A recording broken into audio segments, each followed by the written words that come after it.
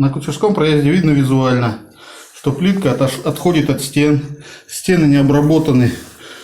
Вон, старая краска акриловая с плохо грунтованной шпаклевки просто отходит. В итоге получается, что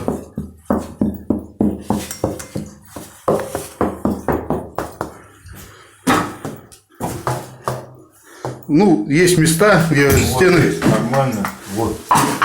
Да, что плитка плохо зафиксирована по стенам. Точнее, в данном случае расшивать можно произвести ослабление плитки, и она будет сыпаться вниз. Всю плитку не везде возможно добраться, но большие участки очень опасны.